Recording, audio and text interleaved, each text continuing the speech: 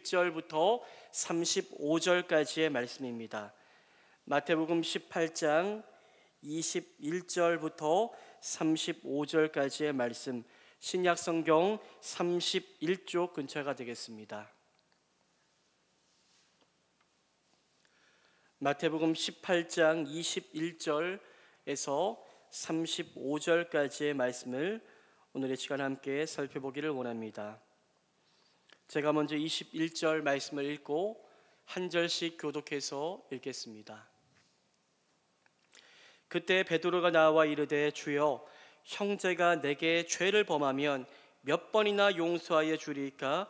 7번까지 하오리까? 예수께서 이르시되 내게 이르노니 7번뿐만 아니라 7번을 70번까지라도 할지니라.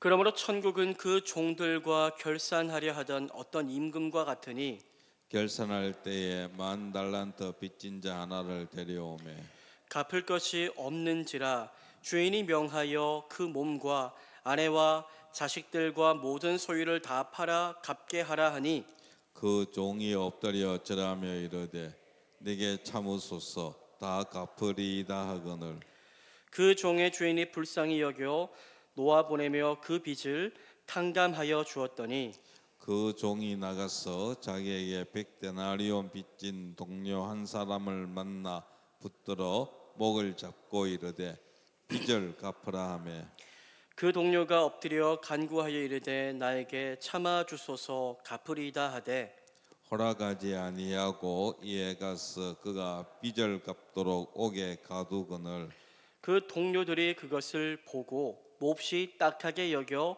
주인에게 가서 그 일을 다 알리니 이에 주인이 그를 불러다가 말하되 악한 종아, 내가 빌기에 내가 내 빚을 전부 탕감하여 주었거늘 내가 너를 불쌍히 여김과 같이 너도 내 동료를 불쌍히 여김이 마땅하지 아니하냐 하고 주인이 노하여 그 빚을 다 갚도록 그를 옥졸들에게 넘기니라. 함께합니다. 너희가 각각 마음으로부터 형제를 용서하지 아니하면 나의 하늘 아버지께서도 너희에게 이와 같이 하시리라. 아멘. 아멘. 오늘은 우리가 구원받을 때에 가장 중요한 것 용서, 예수님의 용서가 있었기 때문에 우리가 구원받을 수 있었지 않습니까? 이 용서에 대해서 나누며 하나님의 정말로 다음 없는 용서함을 받은 우리가 용서함을 받았기에 우리에게 주어진 삶의 자리에서 어떻게 용서하며 살아가야 될지에 대해서 예수님께서 하신 말씀을 통하여 또 그 진리를 깨닫고 실천하기를 다짐하는 은혜의 시간이 되기를 소망합니다. 여러분, 용서, 인생에 있어서 여러분들 제일 어려운 게 무엇일까요? 용서하는 것 아닐까요? 영화나 드라마에 보면은 참 용서하지 못해서 서로 어렵잖아요. 용서하지 못하고 복수하려고 하고 용서하지 못하니 복수심에 가득 차서 평생을 살아갈 때가 있고 참 그런 모습들을 볼 때마다 참 안타깝다라는 생각들을 가질 때가 있는데 오늘 예수님도 그러한 마음을 가지시고 우리에게 용서에 대해서 말씀하시고 있습니다. 여러분, 용서, 누군가를 용서하는 것이 쉬운 일일까요? 용서가 쉬우신 분이 있습니까? 없겠지요. 용서가 쉬운 사람은 단 한 사람도 없을 것입니다. 누군가를 내가 용서한다는 것은 그가 내게 무언가를 잘못했다는 의미 아니겠습니까? 내가 그로 인하여 상처를 받았고 내가 그 사람 때문에 어떠한 피해를 입었다는 것을 뜻하는 것인데 그렇기 때문에 누군가를 용서한다는 것은 쉬운 일이 아닙니다. 우리는 늘 머리로는 용서해야 된다는 것을 알고는 있지만 하지만 마음속에 응어리가 있고 분노가 있고 미움이 있고 또 그로 인하여 상처가 쌓여서 남을 쉽게 용서하지 못한 채 원망의 마음을 품고 미움의 마음을 가지고 관계를 회복하지 못한 채 살아갈 때가 참 많습니다. 여러분들은 어떻습니까? 여러분들은 모든 사람, 성경은 모든 사람과 화평하라고 말씀하고 있는데 모든 사람과 화평하는 삶을 살아가고 계십니까? 혹시 아직 서로 용서하고 용서받지 못함으로 인하여 서로가 서로를 아프게 하고 힘들게 하는 관계를 맺고 살아가는 분은 없습니까?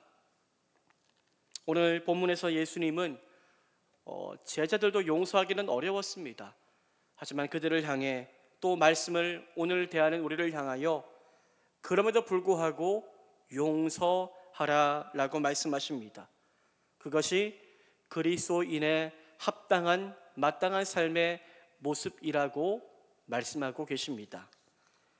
여러분, 우리는 용서해야 되는데 얼마까지, 언제까지 용서해야 할까요? 그렇다면요, 오늘 숫자에 대한 이야기가 나오는데 오늘 이야기는 숫자가 중요한 것은 아닙니다.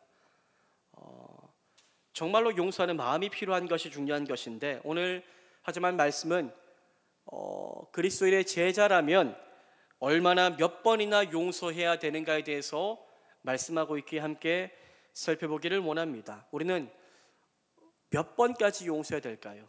몇 번까지? 보통 어렸을 때에 부모님에게 무언가를 잘못하고 난 이후에 빌었던 기억이 있습니다. 잘못했어요. 다시는 안 그럴게요. 이번 한 번만 용서해 주시면 다시는 안 그럴게요. 그런데 제 기억상 다시는 안 그럴게요 라고 말은 했지만은 또다시 그래서 또다시 혼났던 기억들이 있습니다. 여러분도 그렇지 않습니까? 우리는 늘 한 번만 용서해 주시면 다시는 안 그럴게요 라고 말하지만 그 사람은 똑같이 또 나에게 잘못을 해서 또 나에게 상처를 줄 때가 참 많습니다. 한 번 용서하고 두 번 용서하고 세 번 용서하면 될까 싶지만 계속해서 똑같은 일이 반복되기에 참 용서하는 것이 어려운 것이 사실이지요. 한두 번 정도 믿음으로 넓은 마음으로 용서하면 될까요? 사실 그것도 대단한 겁니다. 한 번 용서하는 것도 참 대단한 것이고요. 두 번은 더 대단한 일이지요. 그런데 여러분, 예수님이 제자에게 성도에게 그리스도를 닮아가는 사람에게 요구하시는 수준은 날마다 높습니다. 성경을 보면 쉬운 게 없어요. 성경을 보면 참 이렇게 살기가 어렵겠다라는 말씀들이 많습니다. 때를 얻든지 못 얻든지 복음 전하라. 때가 아니면 안 전해야지. 예수님은 복음을 전하는 상황이 아니라도 복음을 전하라고 하셨고, 그래서 사도 바울은 감옥에 갇혀서도 복음을 전하며 살지 않았습니까? 예수님이 하신 말씀을 보면, 성경에 나온 말씀들을 보면 늘 쉬운 일이 없습니다. 늘 높은 수준을 요구하는 말씀들입니다. 하지만 그것이 그리스도인이 가야 될 길이기에 어려움에도 불구하고 그 길을 순종하며 나아갈 것을 요구하십니다. 베드로가 예수님께 나아가 물었습니다. 주여, 형제가 내게 죄를 범하면 몇 번이나 용서하여 줄까요? 7번까지 하면 되겠습니까? 라고 물었습니다. 당시 유대인들은 여러분들 보통 3번 정도, 3번까지 용서하는 것을 미덕으로 삼았습니다. 3번 용서하면 야, 저 사람 참 성격 좋아 라고 이야기한 것이요. 그러나 베드로는 조금 더 3번보다 많은 7번, 나는 3번보다 낫다는 거죠. 7번 정도 하면 충분하겠지라고 생각하며 7번까지 용서할까요? 라고 물었습니다. 예수님께. 이렇게 이야기하면 아마 예수님이 야, 너 대단하다 칭찬해 주실 것이라고 생각했던 것입니다. 그런데 예수님은 베드로를 깜짝 놀라게 할 말씀을 하시는데요. 어떤 말씀을 하십니까? 마태복음 18장 22절 말씀인데요. 22절 말씀을 함께 한번 읽어보기를 원합니다. 읽겠습니다. 시작. 예수께서 이르시되 내게 이르노니 7번뿐 아니라 7번을 70번까지라도 할지니라. 예수님께서 뭐라고 말씀하십니까? 7번뿐 아니라 몇 번이요? 7번을 70번까지라도 할지니라 라고 말씀하고 있습니다. 이 말은 여러분들 헬라어로 헵도메콘타키스, 헵타라는 말인데요. 좀 어렵죠? 헵도메콘타키스라는 말은 70을 뜻합니다. 70. 헵타라는 말은 7을 의미합니다. 7. 이 두 숫자가 합쳐진 이 본문의 표현은 사실 헬라 원문을 본다면 해석상 많은 의견의 다름들이 있습니다. 어려움이 있는 거죠. 이것은 70을 7번까지 하오리까 라는 말씀을 우리는 보통 생각할 때에 70을 7번, 70 곱하기 7이라고 생각해서 490번을 용서하면 될까라고 생각할 수도 있고요. 또 어떤 사람은 70 더하기 7이라고 생각을 해서 77번 용서하면 되는 것인가? 라고도 해석합니다. 그런데 여러분들 490번, 77번 이것이 중요한 게 아닙니다. 어떤 견해를 취하듯 상관없습니다. 왜냐하면 예수님께서 이렇게 말씀하시는 그 의도를 우리가 알아야 되기 때문입니다. 예수님은 어떠한 의도로 이런 말씀을 하시는 것입니까? 490번까지 용서하고 491번째는 용서하지 말라 이런 뜻일까요? 77번 용서했으니 이제 78번째 나한테 잘못해라, 내가 복수해 줄 거야 라는 마음으로 말씀하신 것일까요? 아닙니다. 끝없는 용서, 무한한 용서에 대해서 예수님은 말씀하고 있습니다. 즉 용서는요, 숫자로 제한하는 것이 아니라 진정한 용서는 끝없이 해야 함을 말씀하고 계신 것입니다. 예수님의 말씀을 듣고 칭찬받으려고 했던 베드로는 깜짝 놀랐을 것입니다. 어떻게 그럴 수 있느냐라고 생각하며 의아해했겠지요. 그때 예수님은 갑자기 천국에 대해서, 하나님의 나라에 대해서 말씀하시는데요, 예수님은 비유를 통하여 천국이 어떠한 곳인가에 대해서 설명하려고 하는데, 핵심을 이야기하면 천국, 하나님의 나라는 용서가 임하는 곳임을 말씀하시고자 하십니다. 천국은요, 누구만 들어갈 수 있습니까? 용서받은 자만이 들어갈 수 있습니다. 우리의 죄. 천국은요, 용서가 없이 미움이 있다면 그곳이 천국이라고 말할 수 있을까요? 없겠지요.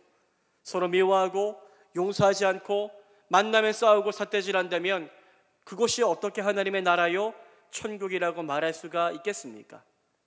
천국은 우리가 마지막 날 갈 곳이지만 우리가 살아가는 이 세상이 하나님의 나라 천국이 되어야 되는데, 그러한 나라가 되기 위해 반드시 필요한 것이 있다면 바로 용서하는 것이다라고 예수님은 말씀하시고 있는 것입니다. 예수님은 이후에 용서의 은혜가 얼마나 필요한지에 대해서 말씀하시고자 한 비유를 들어서 이야기를 이어가시는데요, 어떠한 비유를 들어서 말씀하십니까? 우리가 잘 알고 있는 1만 달란트 빚진 그 자에 대해서 비유로 말씀을 하시지요. 어떤 종이 있었습니다. 이 종이 왕에게 빚을 지었는데 보통 빚을 지은 게 아닙니다. 얼마나 빚을 지었습니까? 얼마요? 1만 달란트. 1만 달란트의 빚을 지었다라고 말씀하고 있습니다.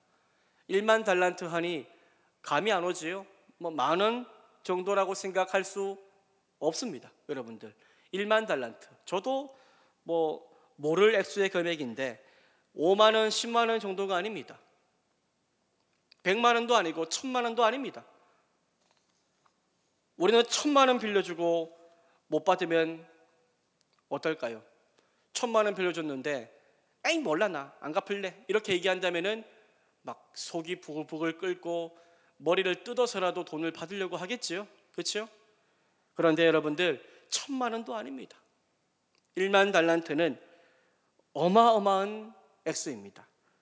달란트는 여러분들 성경에 나오는 최고의 화폐 단위인데요, 당시 화폐 단위로 계산하면 1만 달란트는 1달란트는 여러분들 6천 데나리온입니다. 1달란트가요. 1데나리온은 성인 남자가 하루 어떠한 노동을 해서 벌 수 있는 돈이라고 생각하면 이해가 쉬울 겁니다. 따라서 1만 달란트는 얼마일까요? 계산해 보면 하루 동안에 몇 명이요? 몇 명일까요? 6천만 명이 일을 해야 벌 수 있는 돈입니다. 6천만 명 하면은 뭐 감이 오십니까? 우리나라 인구가 6천만 명이 조금 안 되지요?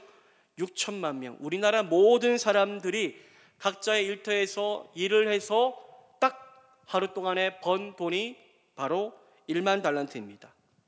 어마어마하죠.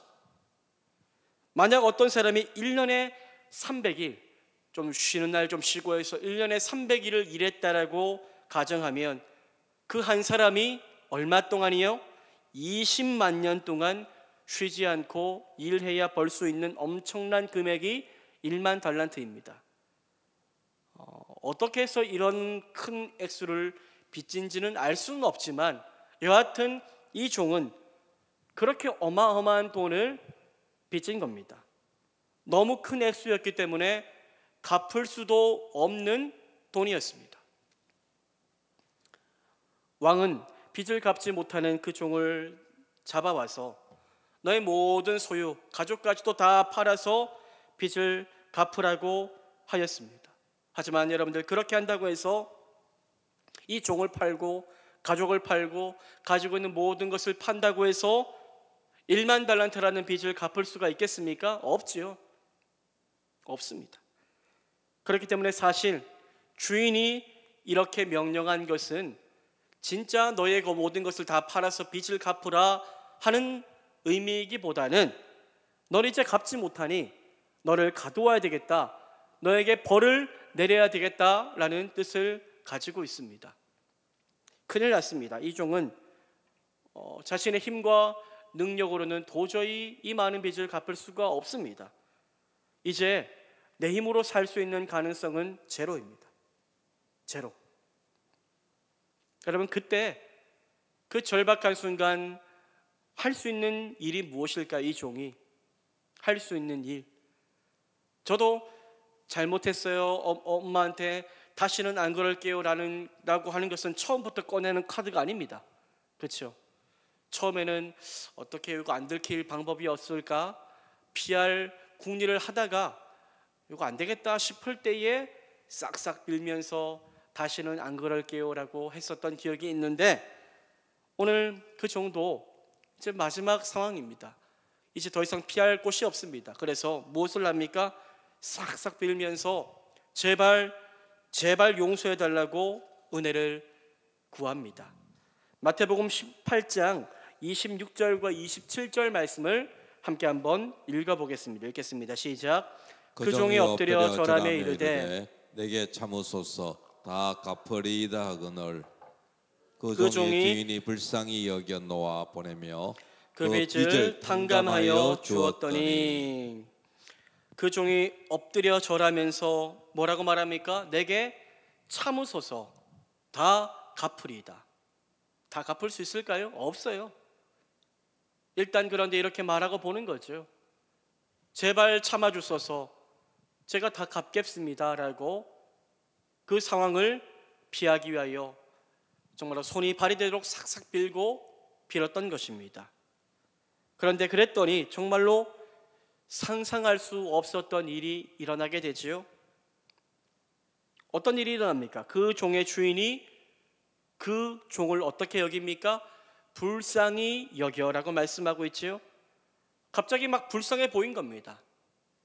야, 1만 달란트가 얼마나 큰 돈인데 조금 불쌍해 보인다고 어떻게 이렇게 다 빚을 탕감해 줄 수 있을까 싶지만 그만큼 이 주인은 능력이 많았던 것입니다. 하나님을 정말로 이야기하는 것이기 때문에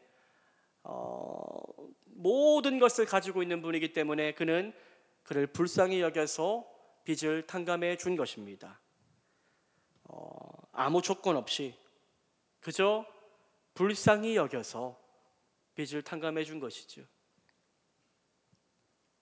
주인은 자신 앞에 엎드려 절하며 싹싹 빌고 있는 종의 모습을 바라보며 측은한 마음이 생겼습니다. 측은한 마음. 불쌍히 여겨라는 말은 스플랑크니조마이라는 말인데 창자라는 말에서 유래해서 창자까지 떨렸다는 겁니다. 이 사람이 불쌍하게 보여서 이 창자까지 떨리고 움직일 정도로 격렬한 감정이 주인에게서 일어나게 된 것이지요. 주인이 싹싹 빌며 용서를 구하는 종을 보며 진심 어린 동정심을 품은 것입니다. 그래서 주인은 이 종을 불쌍히 여겨서 감옥에 가두려고 했지만 가두지 않습니다. 감옥에 가두지 않은 것으로 끝나지 않고 모든 빚을 이제 안 갚아도 된다 탕감해 주었고 이후에 너의 집으로 돌아가라고 이야기를 하였습니다. 여러분, 이러한 주인의 모습을 생각하면 누가 떠오릅니까? 하나님이지, 하나님. 하나님 아버지가 떠오르지 않습니까? 죄. 우리가 여러분들 지은 죄의 무게는 1만 달란트와도 같은 겁니다. 우리는 죄를 요 정도 지은 게 아니라 완전하게 지었습니다. 그래서 용서받을 수 없을 인생이었지요. 죄로 인하여 죽을 수밖에 없던 우리를 하나님이 스플랑크니조마이, 긍휼히 불쌍히 여기셔서 우리를 죄 없다 하시며 우리의 모든 죄의 빚을 탕감하여 주신 것입니다. 우리의 죄를 탕감하기 위하여 대가 지불을 하셔야 되는데 자신의 하나밖에 없는 아들이신 예수 그리스도를 나의 죄, 내가 진 빚 때문에 그를 죽게 하시기까지 우리에게 은혜를 베풀어 주셨습니다. 이 얼마나 놀라운 은혜입니까? 우리는 이처럼 하나님께 은혜를 받았는데 정말로 어떻게 해서도 다 갚을 수 없는 은혜를 받은 것입니다. 우리가 구원받은 이후에 내가 선한 일 해서 하나님께 은혜 갚아야지, 이것 안 되는 일입니다. 하나님이 우리에게 부어주신 은혜는 말로 다 할 수 없는 은혜인데 우리는 어떠한 것을 갚기 위해서 하는 것이 아니라 그저 감사하기에 그 감사한 모습을 가지고 하나님을 기쁘시게 하는 삶을 살아가는 것입니다. 여러분, 이런 은혜를 1만 달란트 빚진 종이 주인에게 받았습니다. 그는 주인의 용서로 인하여 죽음의 자리에서 생명의 자리로 다시 올라갈 수 있게 되었습니다. 문제는 그 다음입니다. 그렇다면 그가 정말로 말로 표현할 수 없는 그 용서의 은혜를 받았다면 그 은혜를 경험한 이후에 이 종은 어떻게 살아가는 것이 마땅할까요? 좀 다르게 살아가야 되지 않을까요? 죽음의 밑바닥까지 내려갔었는데 값없는 은혜로 죽음을 경험하지 않고 생명의 자리로 옮겨지게 되었으니 이제는 내게 주신 그 생명 내 것이 아니었다고 여기며 이전과는 다르게 살아가는 것이 마땅하지 않을까요? 자신이 받은 용서의 은혜에 감사하며 주님 경외하고 사랑하며 이 주인에게 정말로 마음을 다하여 충성하며 자신 또한 내가 받은 이 놀란 기적과 같은 은혜를 정말로 깊이 마음속에 품고 나 또한 내가 용서받았으니 나도 용서하며 살아가는 것이 마땅한 은혜 받은 자, 용서받은 자의 삶의 모습이 아니겠습니까? 그런데 놀랍게도요, 그렇게 큰 용서를 이 종이 받았으면서도 그는 전혀 변화가 없습니다. 변화가. 자신이 받은 은혜에 정말로 감사했으면 자신도 은혜를 나누는 삶을 살아야 할 법도 한데 그는 전혀 상관없는 삶을 곧바로 살아갑니다. 이 종은 1만 달란트를 탕감받고 기쁜 마음으로 집으로 돌아갑니다. 그런데 그때 가던 도중에 한 사람을 만납니다. 누구를 만납니까? 자기도 빚쟁이였지만 또 자신에게 빚진 사람이 또 있었어요. 자신에게 100데나리온을 빌려가고 아직까지 갚지 않았던 동료 한 사람을 길에서 만나게 됩니다. 그 사람을 만나자마자 어떻게 합니까? 자신이 받은 조금 전에 경험한 말도 안 되는 주의 용서 탕감에 대해서 이런저런 이야기하며 내가 이렇게 기적과 같은 용서의 은혜를 받았으니 나도 당신을 용서하겠네, 모든 빚 이제 없던 걸로 하겠네 라고 이야기를 합니까? 아니었죠. 그는 말도 안 되는 행동을 하였습니다. 자신에게 100데나리온 빚진 자를 만나자마자 멱살을 잡습니다. 이거 너 잘 만났다 해서 멱살 잡은 거죠. 그 사람의 멱살을 잡고 목을 조르면서 당장 내 빚 갚아라고 몰아붙인 것입니다. 얼마를요? 100데나리온 당장 갚으라고 이야기한 거죠. 조금 전에 1데나리온이 성인 남자 하루의 품삯이기에 100데나리온은 약 3개월에서 4개월치의 한 사람이 일한 품삯에 해당되는 금액입니다. 3, 4개월 이렇게 월급 받은 거 다 빌려준 거죠. 물론 작지 않은 돈입니다. 많은 돈이죠. 그런데 자신이 탕감받은 돈에 비교하면 아무것도 아니잖아요. 1만 달란트가 6천만 데나리온이니까 자신이 탕감받은 돈의 60만 분의 1 받게 되지 않는 금액입니다. 그런데 이 종은 자신은 그렇게 큰 은혜를 입었으면서도 자신에게 빚진 자의 목을 꽉 조르며 내 돈 당장 갚아 라고 말하며 참 은혜를 모르는 배은망덕한 모습을 보여주고 있습니다. 빚진 자는 부탁합니다. 그도 똑같이 빌며 부탁을 하였겠지요. 조금만 참아주게, 곧 갚겠네 라고 애원하며 부탁했지만, 하지만 이 종은 허락하지 않고 무자비하게 그 사람을 옥에 가두어 버렸다라고 비유로 예수님은 말씀하고 있습니다. 여러분, 중요한 것은 이 두 사람만 있었던 게 아니에요. 이 두 사람이 멱살 잡고 내 돈 갚아, 안 갚으면 내가 쳐넣어버릴 거야, 실제로 감옥에 넣는 그 모습을 누가 보았을까요? 주변에 있는 사람들이 다 보고 있었다는 것입니다. 이러한 모습은 주변 사람들이 보기에도 이해되지 않을 정도였지요. 그래서 돈을 갚지 못해서 옥에 갇힌 이 사람을 몹시 딱하게 여긴 사람들은 이 종에게서 1만 달란트를 탕감해준 주인에게 찾아가서 당신이 떠나보낸 그 종이 당신을 떠난 이후에 행했던 일이 이렇습니다라는 것을 다 미주알고주알 이야기한 겁니다. 그 소식을 듣고 주인은 크게 분노합니다. 그리고 다시 그 종을 불러들여서 이렇게 말하였지요. 악한 종아, 네가 빌기에 내가 너의 빚을 전부 탕감하여 주었거늘 내가 너를 불쌍히 여김과 같이 너도 네 동료를 불쌍히 여김이 마땅하지 아니하냐. 주인은 종을 향해서 무섭게 말한 후에 다시 1만 달란트 빚을 다 갚도록 명한 이후에 그 종을 감옥에 가두어 버립니다. 여러분, 예수님은 용서에 대해서 말씀하시며 이 비유를 들었는데요, 예수님께서 이 비유를 통해서 무엇을 말씀하시고자 하는 것일까요? 우리가 받은 은혜가 얼마나 큰지를 생각해 보라는 것입니다.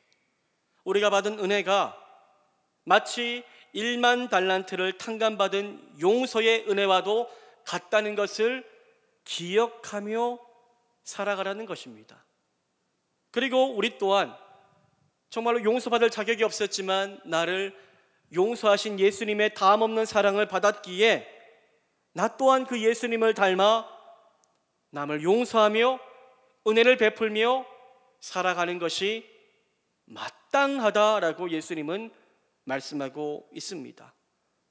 예수님은 여러분들 우리에게 너 용서해, 내가 부탁할게 이렇게 말씀하지 않습니다. 그것이 어떻다고요? 마땅하다라고 말씀하십니다. 네가 받은 용서를 네가 생각한다면 마땅히 용서하는 것이 당연하다라고 예수님께서 말씀하시는 것입니다. 우리는 이렇게 하는 것이 너무 수준 높은 것이라고 생각하지만, 우리는 내게 상처 주고 나를 아프게 한 사람을 몇 번이나 용서하는 것이 너무나도 말도 안 되는 수준 높은 일이라고 생각하지만, 하지만 예수님은 그렇게 말씀하지 않습니다. 예수님은 그것이 마땅하다, 당연하다라고 우리에게 말씀하고 계십니다. 이것이 은혜 받은 자의 합당한 마땅한 삶의 모습이 되어야 한다라고 예수님은 힘주어 말씀하고 계신 것입니다. 여러분, 우리는요, 하나님 앞에서 죄를 지었기 때문에 죽음의 형벌을 받은 용서받지 못할 인생입니다. 우리가 다 괜찮아 보이지만 세상적으로 볼 때에 우리의 내면은 죄로 인하여 죽었고요, 우리의 모든 행동에는 이기적인 마음이 있고요, 우리는 하나님 앞에 행위로 결코 의롭다함을 얻을 수 없는 그러한 죽었던 존재입니다. 우리가 지은 죄는 1만 달란트와의 빚과 같습니다. 이 빚과 같아서 우리의 노력으로 절대로 갚을 수 없는 것이고 우리의 행위로 절대로 이룰 수 없는 것입니다. 그러나 하나님은요, 예수 그리스도를 통하여 우리가 가지고 있는 모든 죄의 빚을 다 은혜로 탕감하여 주셨고 우리의 모든 죄를 다 용서해 주셨습니다. 그러한 큰 용서 우리가 다 받았는데, 그 용서를 내가 이제 알게 되었는데, 이게 그리스도의 사랑이구나라는 것을 알게 되어서 하나님은 사랑이시다라는 것을 경험하게 되었는데, 이제 그렇다면 어떻게 살아야 될까요? 하나님처럼 사랑하고 용서하고 품고 살아가는 것이 마땅한 은혜 받은 자의 삶의 모습이 아니겠습니까? 예수님은 용서하는 것이 잘한 일이라고도 말씀하지 않으시고 마땅한 일이라고 말씀하십니다. 너희가 받은 은혜를 생각한다면 그렇게 할 수 있는 마땅한 일이라고 우리에게 말씀하십니다. 물론 말처럼 예수님은 마땅하다고 말씀하셨지만 사실 용서는 쉽지 않습니다. 쉽지 않죠. 내가 받은 상처, 내가 겪은 피해가 있는데 또 저 사람은 지금은 내게 용서를 구하지만 또다시 바뀌지 않을 것을 알고 있는데 누군가를 용서하는 것이 어찌 쉬운 일이겠습니까? 어렵습니다. 사실 용서는요. 어떻게 하면 우리가 용서할 수 있을까요? 그 사람만 보면 용서하지 못합니다. 우리는 우리를 용서하신 예수님을 바라보며 묵상할 때에 용서하지 못할 사람까지도 용서할 수 있는 존재가 될 수 있습니다. 내가 하나님께 받은 용서의 은혜를 깊이 묵상할 때에 나를 용서해 주신 십자가의 그 은혜를 베푸신 예수를 묵상할 때에 그 은혜 안에서 우리는 용서하지 못할 그 사람을 용서하고 품어 안을 수가 있게 되는 것입니다. 그렇게 우리가 정말로 용서하는 삶을 살고자 한다면 날마다 그리스도 안으로 들어가는 것입니다. 날마다 십자가 앞에 나를 죽이는 것입니다. 날마다 예수 그리스도께서 나를 위하여 정말로 짊어지신 그 십자가를 짊어지고 나를 부인하고 용서하지 않으려고 하는 나를 부인하고 용서하라고 말씀하시는 예수의 뜻을 쫓아 한 걸음 한 걸음 묵묵히 순종하며 살아가는 것이 필요한 것입니다. 여러분, 혹시 누군가를 용서하지 못한 채 여전히 미워하며 살고 계신 분들이 있습니까? 용서하지 못하는 것이 어디라고요? 지옥입니다. 용서가 없는 것은 천국이 아닙니다. 용서가 있는 곳이 하나님의 나라이고 천국임을 기억하시기를 바랍니다. 누군가를 용서하지 못하여서 여러분들의 삶을 지옥과 같은 어려움의 삶으로 만들지 마시기를 바랍니다. 용서하지 못하는 사람이 혹시 가족입니까? 친한 친구입니까? 가까운 성도입니까? 직장에서 함께 일하는 사람입니까? 우리와 관계없는 사람을 우리는 용서하고 용서받을 이유가 없습니다. 늘 용서할 대상은 내 주변의 사람들이지요. 근데 그 사람을 우리가 용서하지 못함으로 인하여 우리 안에 하나님의 나라가 임하는 것을 막고 있지는 않은지 우리는 깊이 생각해 보아야 할 것입니다. 여러분, 우리의 힘으로 용서할 수 없음을 인정하십시오. 용서할 수 있는 마음을 부어달라고 주님께 간절히 기도할 수 있으시기를 바랍니다. 그 사람을 위해서만이 아니라 여러분들 자신을 위해서라도 용서를 품고 실천하며 살아갈 수 있기를 바랍니다. 1만 달란트 빚을 탕감해 준 주인을 본 사람들은 어떻게 참 저 주인 대단해, 어떻게 저렇게 행동할 수 있지라고 생각하면 놀랐을 것입니다. 이러한 삶이 우리의 삶이 되어야 되겠지요.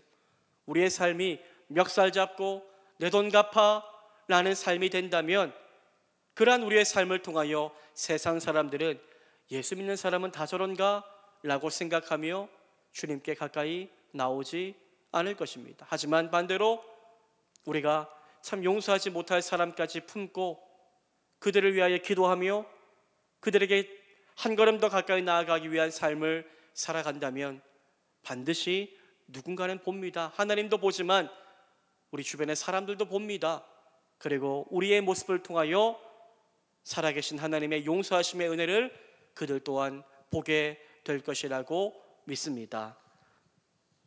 여러분들, 우리가 용서할 수 있었던 것은 그때 그 사람들이 어떻게 그럴 수 있어요? 라고 물을 때에 내가 이 사람을 품고 용서할 수 있었던 것은 내가 뛰어나고 내가 능력이 많고 내 마음이 넓어서가 아니라 내가 받은 은혜가 너무나 크기 때문에 나는 그를 용서할 수 있었습니다. 하나님이 나를 있는 모습 그대로 받아주셨고 내 모든 무거운 죄의 짐을 용서하셨기에 그 용서의 은혜를 내가 경험했기에 나 또한 그를 용서할 수 있는 것이 마땅하였습니다라고 고백하며 우리의 이 고백과 삶의 모습을 통하여 하나님의 나라가 온 세상 가운데 증거되어지기를 소망하며 우리의 용서의 삶을 통하여 이 팍팍한 세상에서의 삶에 한 줄기 은혜의 빛을 비출 수 있는 우리 모두의 삶이 되기를 주님의 이름으로 축복합니다. 이 시간 우리 함께 한번 결단하며 한번 기도하기를 원합니다. 여러분, 혹시 누군가를 참 용서하지 못한